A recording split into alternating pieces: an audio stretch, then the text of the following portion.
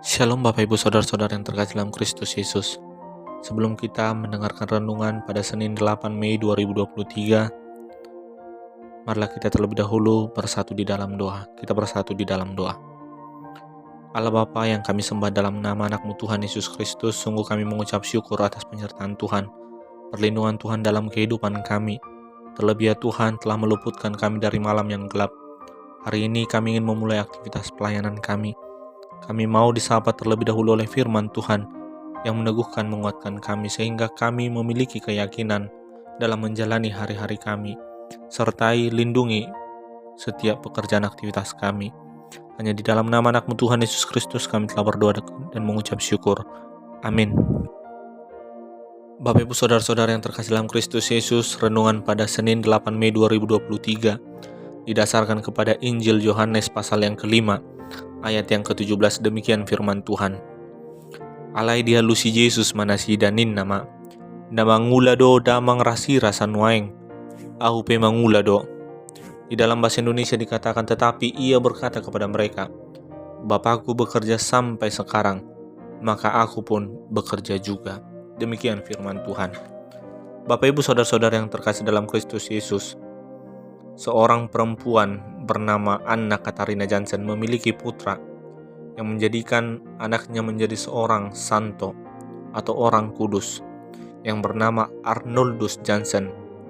Dia pernah berkata, orang malas adalah bantal bagi setan.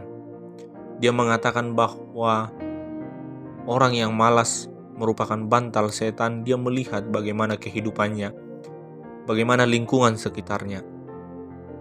Ketika ada orang mungkin yang dapat dikatakan sebagai pengamen, sebagai gelandangan, anak jalanan, orang-orang yang demikianlah yang berada di sekitar kehidupannya.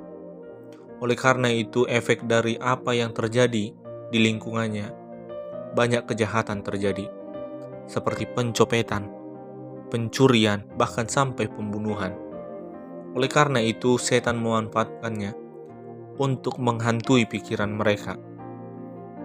Bapak Ibu Saudara-saudara yang terkasih dalam Kristus Yesus, Katarina Jansen mengingatkan putranya bagaimana mampu mempergunakan kehidupannya, bagaimana mampu memanfaatkan waktu yang ada, memanfaatkan talenta, kesempatan yang ada kepadanya. Jangan pernah bermalas. Oleh karena itu dalam Injil Yohanes pasal yang kelima ayat yang ke-17 dikatakan, Bapakku bekerja sampai sekarang. Oleh karena itu tuntutannya adalah bagaimana dengan kita sekarang. Apakah kita akan berdiam diri atau sebaliknya kita tidak mau tahu atau bahkan kita mau bekerja juga sama seperti Bapa. Hari ini Yesus berkata kepada orang Yahudi, Bapakku bekerja sampai sekarang, maka aku pun bekerja juga.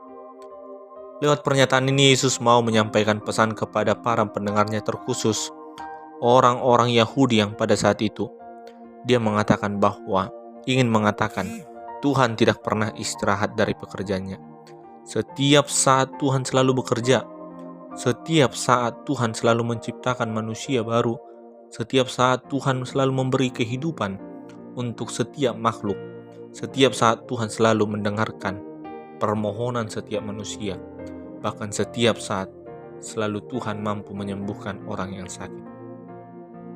Bapak Ibu Saudara-saudara yang terkasih dalam Kristus Yesus, mendengar ini musuh-musuh Yesus, yang dapat dikatakan yang membenci Yesus, menentang Yesus, karena Yesus melakukan perbuatan menyembuhkan orang yang sakit pada hari Sabat. Musuh-musuh Yesus mengartikan istirahat pada hari Sabat sebagai istirahat total tanpa pekerjaan, tanpa melakukan apa-apa, termasuk tidak boleh melakukan pelayanan kasih. Padahal kenyataannya, manusia sebagai makhluk dinamis selalu aktif setiap saat. Manusia membutuhkan makan, minum, bernafas, dan lain sebagainya. Yesus sama sekali tidak takluk, bahkan pantang mundur terhadap tantangan orang Yahudi. Kasih dan belas kasihnya tidak bisa dihalangi oleh siapapun. Dia tahu bahwa itulah misi utamanya datang ke dunia ini, yaitu untuk melaksanakan cinta Tuhan, mati demi keselamatan manusia. Itulah pekerjaan dan tugas pelayanan Yesus sampai hari ini yang dapat diberikan menjadi tongkat estafet kepada kita. Bapak Ibu Saudara-saudara yang terkasih dalam Kristus Yesus, saya membaca sebuah artikel seperti ini. Seorang pengusaha bercerita mengenai kesibukannya yang luar biasa. Sejak membuka beberapa usaha baru, ia bekerja ekstra keras demi kelangsungan bisnisnya. Tak jarang juga dia harus terjun langsung melihat bagaimana produksi, bagaimana pekerjaan para pekerjanya. Bahkan dia juga melakukan presentasi dan berbagai-bagai aktivitas lainnya yang mau dia lakukan sendiri. Saya berpikir bahwa sebagai pengusaha seharusnya ia cukup memberi perintah kepada bawahannya. Sementara ia dapat boleh duduk-duduk, istirahat, bahkan berjalan-jalan dan menerima keuntungan dari usahanya. Tapi saya salah menilai. Semangat juang dari pengusaha tersebut mengingatkan oleh perkataan Yesus ini. Bagaimana Bapakku bekerja sampai sekarang, maka aku pun bekerja juga. Bapak Ibu Saudara-saudara yang terkasih dalam Kristus Yesus, pernyataan Yesus ini sungguh menjadi peringatan bagi kita. Bagaimana kasih kehebatan Tuhan di dalam kehidupan kita. Tuhan sungguh-sungguh mencintai manusia. Bahkan dia rela bekerja sampai detik ini demi keselamatan manusia. Marilah saudara-saudari, Bapak Ibu yang terkasih, kita harus sampaikan syukur dan terima kasih kepada Tuhan. Karena dia selalu bekerja, berkarya dalam kehidupan kita. Oleh karena itu kita berdoa, semoga Tuhan selalu bekerja dengan caranya sendiri. Bahkan di dalam setiap pergumulan usaha kita, persoalan kehidupan kita, Tuhan tidak pernah istirahat. Dia akan selalu bekerja, dan bahkan sampai pada akhirnya nanti, dia akan tetap bekerja untuk keselamatan, untuk berita sukacita, dan untuk kehidupan kita semua. Amin. Tuhan Yesus memberkati. Kita bersatu dalam doa. Sungguh kami mengucap syukur ya Tuhan buat firman-Mu yang baru saja mengingatkan, menegur kami.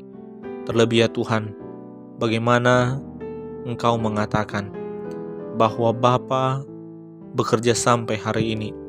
Oleh karena itu juga kami diingatkan hari ini, bagaimana dalam kehidupan kami memanfaatkan kehidupan yang Tuhan boleh percayakan kepada kami untuk tetap dapat berkarya, untuk dapat melakukan pujian, untuk dapat tetap melayani Tuhan dalam kehidupan kami.